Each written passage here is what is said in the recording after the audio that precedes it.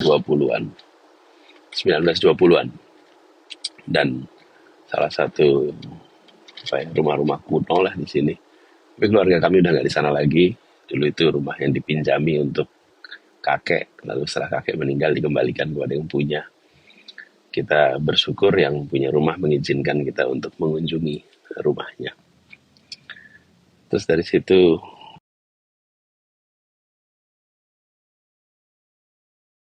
ya.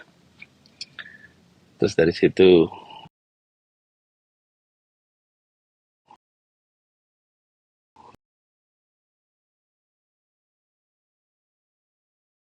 gimana dengan teman-teman yang lain?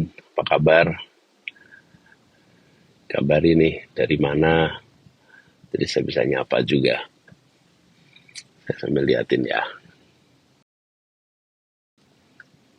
Tasikmalaya selalu hadir.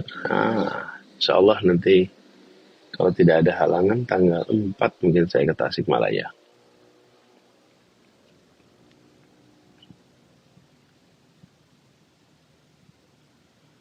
Bengkulu hadir. Nice. Malam Abah, saya seorang pedagang. Tapi kondisi pasar sepi banget. Kasih kata-kata penyemangat dong, Bah. Oke. Ini dari Xeon. Xeon. Oke. Salut Anda pilih jadi entrepreneur. Entrepreneur itu selalu positif, selalu optimis. Itu yang saya selalu salut dari jiwa entrepreneur. Tidak tidak ada entrepreneur yang pesimis. Entrepreneur itu selalu optimis. Karena itu jadi entrepreneur. Kalau nggak jadi, kalau pesimis pasti nggak jadi entrepreneur. Karena entrepreneur itu orang yang selalu bisa melihat kesempatan dalam kesempitan. Itulah orang yang optimis. Orang yang pesimis itu orang yang selalu melihat kesempitan walaupun ada kesempatan. Itu bedanya tuh. Yang optimis selalu melihat kesempatan dalam kesempitan, sementara yang pesimis selalu melihat kesempitan walaupun sedang dibukakan kesempatan. Jadi buat Anda yang sekarang jadi entrepreneur pasti optimistik. Dan kalau sekarang kondisi pasar lagi sepi, pasti tahu persis hukum ekonomi. Ada ups and down, ada masa pasar itu turun, ada masa pasar itu naik. Jadi go with the flow dan cari terobosan, cari inovasi. Ada satu kalimat yang saya senang kalau dengar kalimat itu. Kalimat itu gini. When the going gets tough, the tough gets going. Ketika perjalanan menjadi tangguh, maka yang tangguh jalan terus. When the going gets tough, the tough gets going. Jadi ketika sekarang ini lagi kondisinya tangguh betul, penuh dengan tantangan. Ketika perjalanan penuh dengan tantangan, maka penantang akan jalan terus. Gitu ya. Mudah-mudahan makin semangat dan bisa melewati masa yang lagi penuh tantangan ini. Yuk, saya lihat lagi nih dari mana lagi nih. Sehat terus ya Pak, jaga kesehatan. Ya, insya Allah. Saling jaga kesehatan, saling mendoakan. Halo Abah, akhirnya bisa lihat live sama-sama. Alhamdulillah. Doain Abah, nilai ujianku bisa dapat A semua. Amin. Insya Allah dapatnya A+, bukan cuman A. Pak Anies cerita dong perjalanan cinta Bapak. Wah, ini kok ya kebetulan nih. Anne Marv. Tadi saya ke kampung Sosrowijayan. Sosrowijayan itu di sebelah barat Malioboro. Itu satu kampung turis sejak zaman dulu. Dulu waktu saya pertama kali ajak Ferry, waktu itu masih mahasiswa, saya juga masih kuliah. Saya kuliah Fakultas Ekonomi, Ferry kuliahnya di Fakultas Psikologi. Saya ajak pertama kali eh, makan siang di tempat itu, namanya Superman Cafe di Sosrawijayan. Kenapa ke situ? Unik tuh. Karena itu kampung, ya semi kampung internasional, banyak turis di situ. Menu-menunya menu internasional, tapi harganya kaki lima. Jadi kita belum bisa beli yang internasional menu dengan harga internasional. So the price is local, but the taste is international. So international taste with local price. Itu yang dulu kita sampai itu salah satu kenangan paling berkesan karena it was my first invite for a date. Kalau saya masih kuliah, udah menjelang akhir sih, tahun ketiga kalau nggak salah waktu itu. Ini ceritain pengalaman belajar pas di Jepang dong. Oke, nanti gini dah, kapan-kapan saya ceritain lagi ya, cerita soal soal apa belajar di luar negeri. Nah, waktunya lebih longgar. Sekarang ini saya dalam perjalanan pulang nih, malam ini. Habis selesai acara terakhir, terus terakhirnya tadi di sekitar Kerapia, Bantul. Sekarang on the way back, pulang ke rumah. Sambil jalan pulang sambil nyapa di sini. Dan teman-teman juga ternyata masih banyak yang belum tidur nih. Padahal udah midnight malah sekarang. Udah lewat midnight.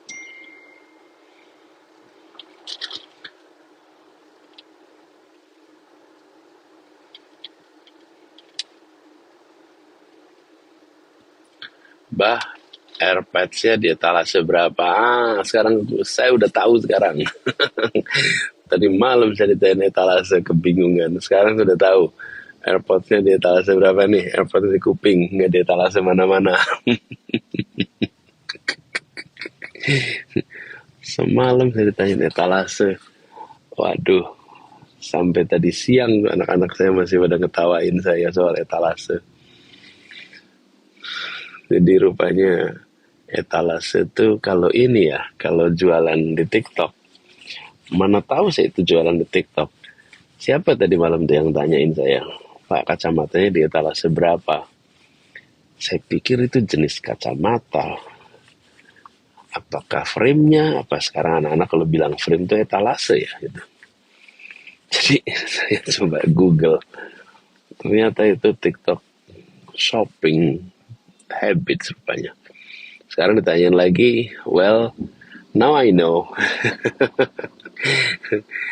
AirPods-nya di kuping nih. Nggak di mana-mana.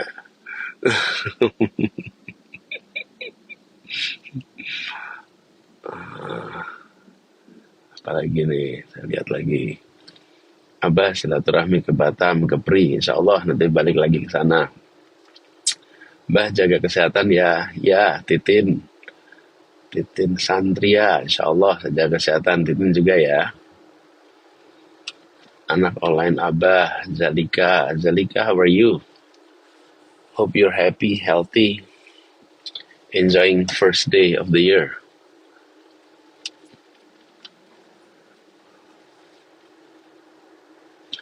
Abah, bagaimana cara meningkatkan minat baca? Aha, dari Melov. Good questions. Minat baca itu penting sekali. Ada dua unsurnya. Minat baca dan daya baca. Minat baca itu kemauan kita untuk membaca, dan daya baca itu ketahanan kita dalam membaca. Kadang-kadang kita punya minat baca tinggi, tapi minat baca WA, minat baca yang pendek-pendek.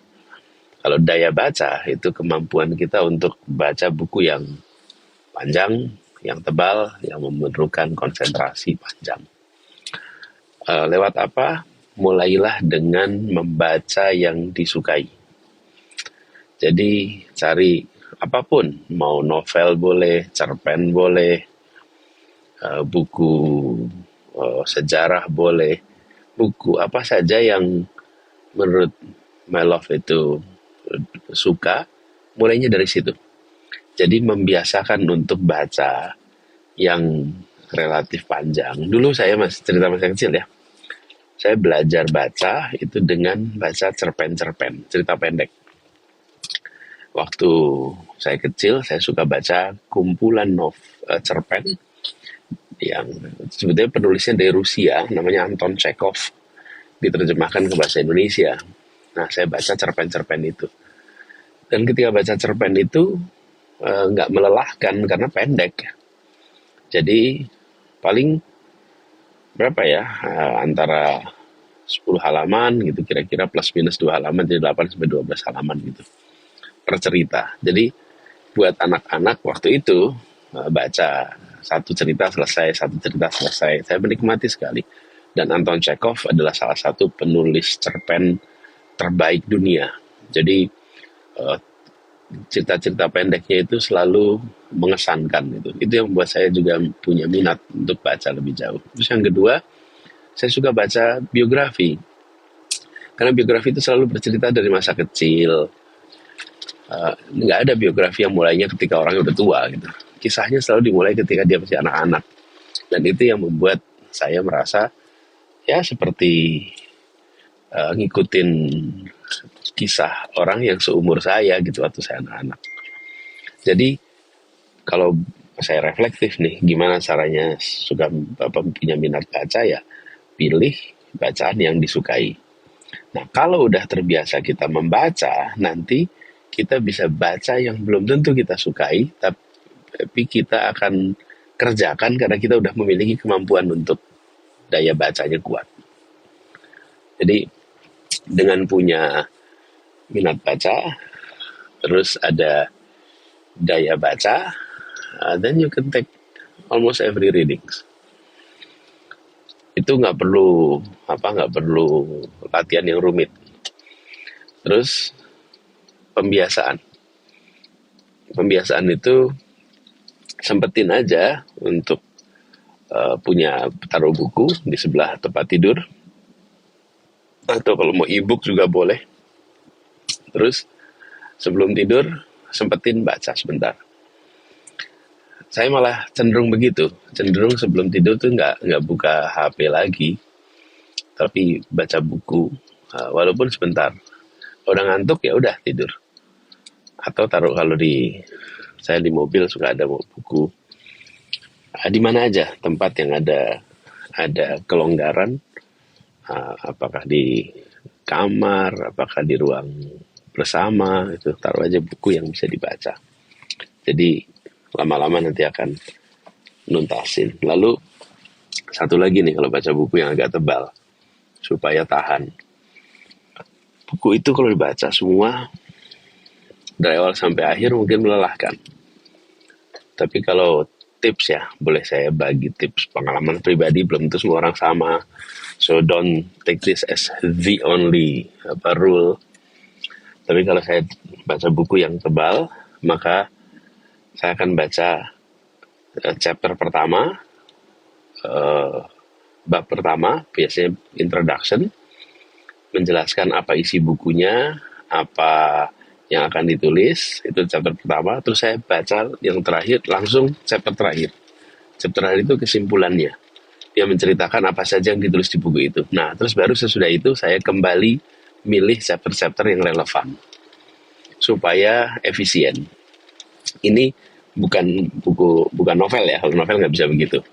Tapi ini buku non-fiction, bacanya gitu kalau yang saya kerjain. Baca chapter 1, pembukaan, jelasin outline, dan akhir. Itu beberapa tips simple yang mudah-mudahan manfaat ya. My love, thank you for asking for good questions. Mudah-mudahan nanti punya kebiasaan baca. Oh iya, satu lagi nih. Biasanya nulis juga. Write down what you read. Tulis yang dibaca. Karena dengan tulis yang dibaca, mau gak mau nanti kita akan makin banyak bacaannya. Dulu gitu, saya suka nulis, belajar nulis, sambil belajar nulis, mau gak mau baca. Oke? Coba sekarang saya lihat lagi.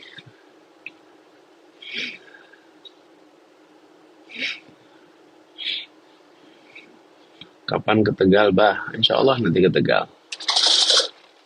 Ke Tegal lagi dari Za.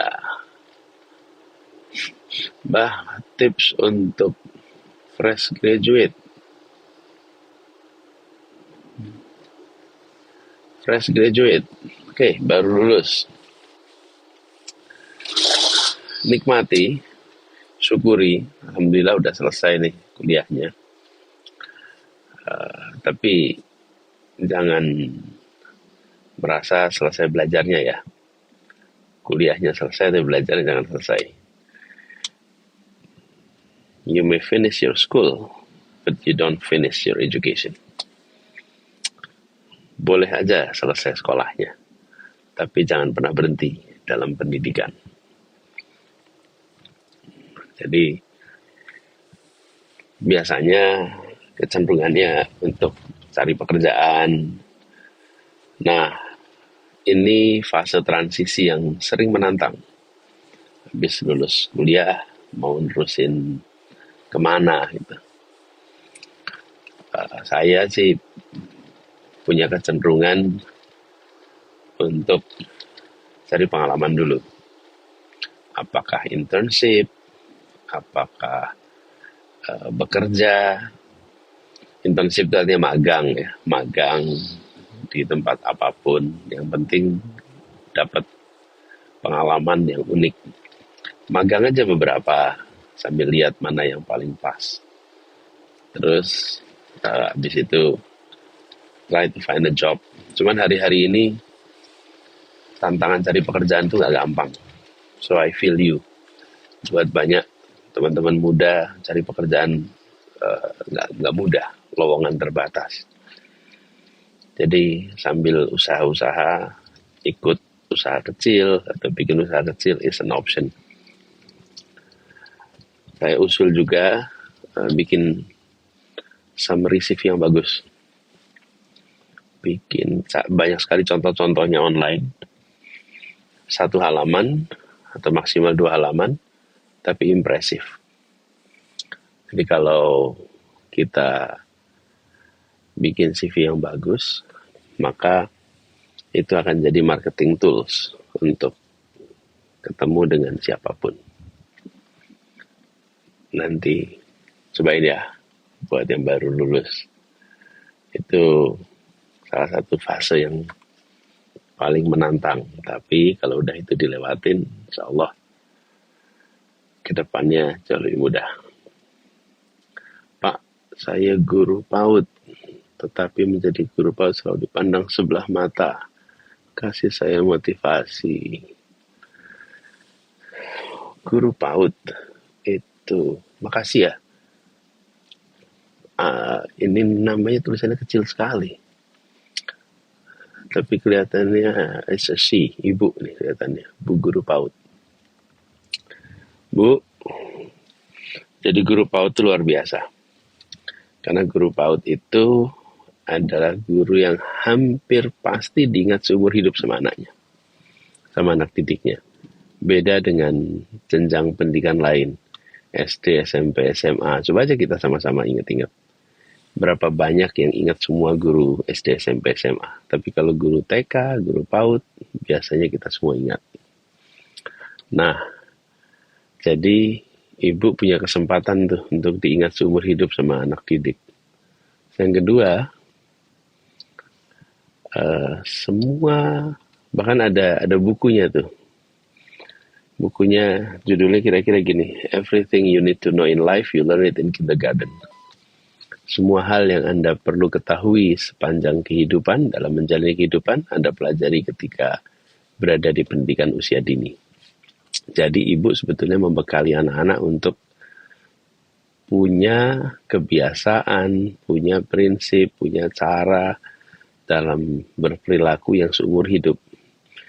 Jadi Bu, your fingerprints will always be on your students forever. Sidik jari ibu akan nempel di anak didik ibu seumur hidupnya. Luar biasa Bu. Itu nggak banyak yang dapat kesempatan untuk punya bekas di anak didik selama guru-guru PAUD kayak gini. Dan Ibu barangkali adalah futurolog yang sebenarnya. Futurologis itu orang yang membaca masa depan. Jadi setiap kali ibu lihat anak-anak muda, anak-anak belia yang pada di PAUD, ibu sebenarnya lagi lihat masa depan Indonesia, masa depan bangsa ini. Karena di ruang kelas itulah masa depan kita. Selamat ya Bu, sudah mau menjadi guru PAUD. Selamat sudah menjadi orang yang memilih untuk memasukkan atau menghibahkan waktunya. Dan by the way, pendidikan yang paling fundamental, yang paling besar returnnya adalah pendidikan anak usia dini. Alright.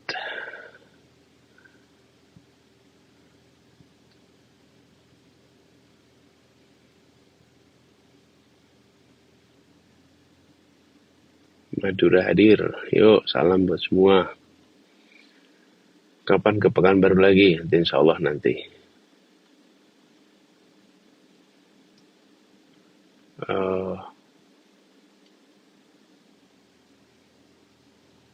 Ini grafnya cepat sekali. Abah, tips bangkit dari kegagalan. Meraih mimpi dong, Abah. Oke. Dari Pritimi.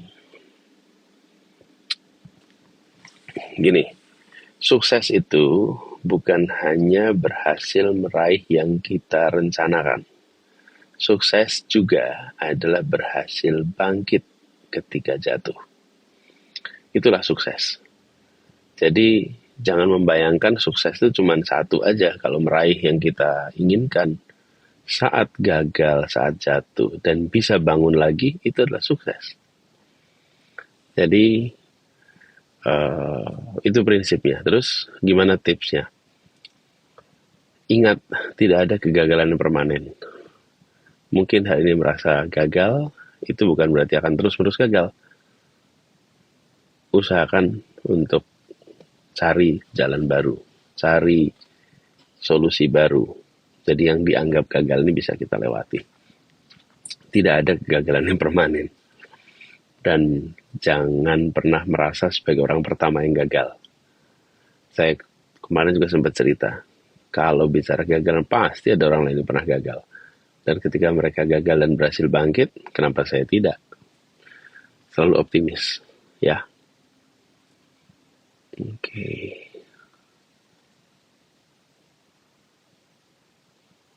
Saya udah sampai nih. Kapan ke Medan lagi? Insya Allah nanti saya Medan lagi. Abah, skripsi berat banget. Kenapa skripsi berat? Skripsi itu pekerjaan yang kita kerjakan sendiri. Jadi nggak harus membebani. Dan fokus saja pada outline yang sudah disiapkan. Terus, ini prinsip nih, kalau bikin skripsi. Skripsi yang bagus adalah skripsi yang selesai. Pegang itu prinsipnya, selesaikan skripsinya. Maka itu skripsi yang bagus. A good thesis is a done thesis. Skripsi yang bagus adalah skripsi yang selesai. Abah spill kacamatanya beli di mana? Mau samaan. Beli di mana ya? Ini udah lama saya pakai, nggak ganti-ganti kacamatanya. Kacanya aja kalau perlu ganti. Tempatnya di, saya lupa di mana tuh namanya.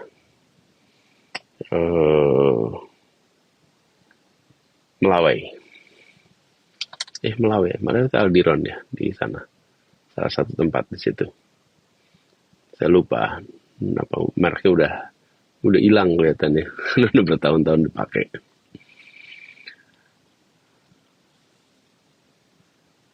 Abah, salam dari Kampung Akuarium. Wow, DA, salam ya buat semua di Kampung Akuarium. Seneng lihat Kampung Akuarium, warganya makin bahagia. Insya Allah kebahagiaan di Kampung Akuarium nanti bisa membuat anak-anak tumbuh jadi anak-anak yang cerdas, anak-anak yang soleh, solehah, anak-anak yang bikin bangga untuk dirinya, banggakan untuk keluarganya. Deras ombak, istri saya baru melahirkan anak laki. Boleh nggak saya beri nama Abah? Oh boleh dong. Boleh sekali. I'm honored. Saya terhormat kalau digunakan namanya. Mudah-mudahan bisa menjadi doa buat orang tuanya. Ya. Nah, salam dari keluarga besar. Salam balik ya buat seluruh keluarga besar. Bah, gimana tips menghadapi malas-malasan? Gini, kalau malas-malasan itu caranya biar nggak malas. Apa yang direncanakan, sampaikan sama orang lain. Maka insya Allah orang lain ikut ngawasin. Misalnya, besok pengen lari pagi. Maka bilangin sama teman kos, bilangin sama adik, sama kakak, sama ibu, sama ayah di rumah. Besok saya mau lari pagi. Jadi besok paginya ada orang-orang yang akan bantu untuk mengingatkan untuk lari pagi. Jadi kalau kita mengatakan yang kita rencanakan, maka lingkungan akan membantu untuk ngawasin. Sehingga kita nggak malas-malasan. Bilang saya mau ngerjain tugas, bilang sama kanan kiri. Maka kanan kiri itu lingkungannya akan bantu ngawasin. Ya, anyway. Ini saya udah sampai sekarang jam 12 lebih.